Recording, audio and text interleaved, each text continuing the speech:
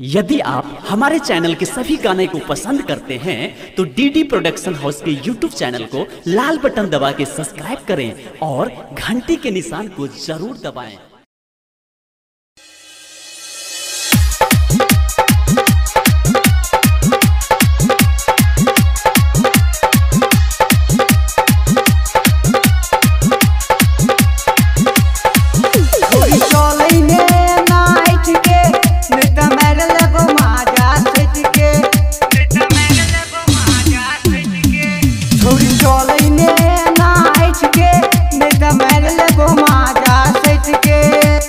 चढ़ल जवानी के झड़ देबोगे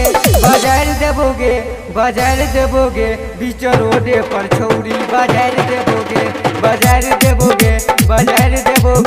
बीच रोडे पर छौरी बजार देबोगे। डीजे सुमित सतीश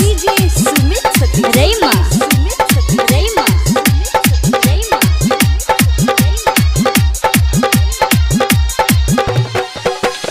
घूमै छ छोटू पहिर के कपड़ा गली मोहल्ला में करबै चाला पड़ा घूमै छ छोटू पहिर के कपड़ा गली मोहल्ला में करबै चाला पड़ा एगे नहीं छौ तोहर जवाब तू करै छ नियत खराब गे एगे नहीं छौ तोहर जवाब तू करै छ नियत खराब गे अगस नींबू जनानी छोड़ देबो बाजार देबोगे बीच रोडे पर छौरी बाजार देबोगे बीच रोडे पर छौरी बाजार देबोगे। डीजे सुमित सतीश रैमा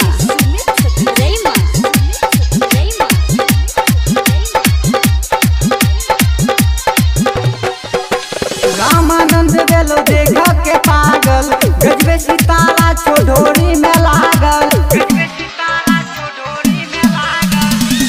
रामानंद बेलो देखा के पागल गजबे सितारा छोडोरी में लागल गे सबके तू ललच लही होठ लाली लगा के पटलही गे सबके तू ललच लही होठ लाली लगा के पटलही आ नहीं कोनो बहाना आई चला देबोगे बाजार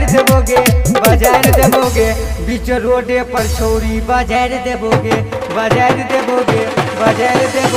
बीच रोडे पर छौरी बाजार देबोगे।